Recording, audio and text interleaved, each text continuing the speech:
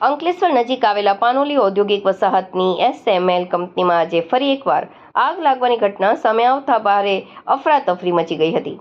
કંપનીમાં વારંવાર બની રહેલી આગની આ ચોંકાવનારી ઘટનાઓને પગલે સ્થાનિકો અને પર્યાવરણ પ્રેમીઓમાં અનેક સવાલો ઊભા થયા છે. સદનસીબે આજની આ ઘટનામાં કોઈ જાનહાનિ નોંધાઈ નથી, પરંતુ વારંવાર લબકતી આગની જ્વાળાઓએ કંપનીની સેફ્ટી સિસ્ટમની પોલ ખોલી નાખી છે.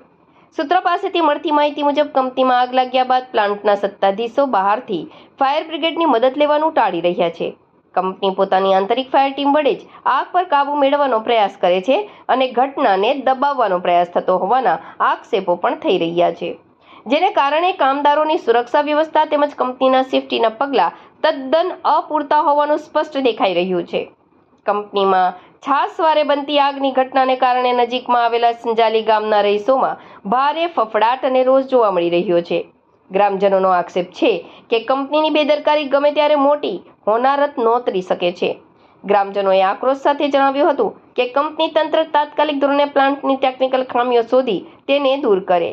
કંપનીમાં ફાયર સેફટીના સાધનો અને નિયમોનું ચુસ્તપણે પાલન થાય તે જરૂરી છે અને સંજાલી ગામના લોકોની જાનમાલની સુરક્ષાને ધ્યાને રાખીને તંત્ર દ્વારા કંપની સામે કડક પગલાં ભરવામાં આવે તેવી માંગ કરી હતી. વારંવાર શોર્ટ સર્કિટ કે કેમિકલ રિએક્શનના નામે સર્જાતી આ દુર્ઘટનાઓ પાછળ જવાબદાર કોણ? હવે જોવાનું એ રહે છે કે ઔદ્યોગિક સલામતી અને સ્વાસ્થ્ય વિભાગ તેમજ ગુજરાત પ્રદૂષણ નિયંત્રણ બોર્ડ આ ગંભીર બેદરકારી સામે કેવા પગલાં ભરે છે.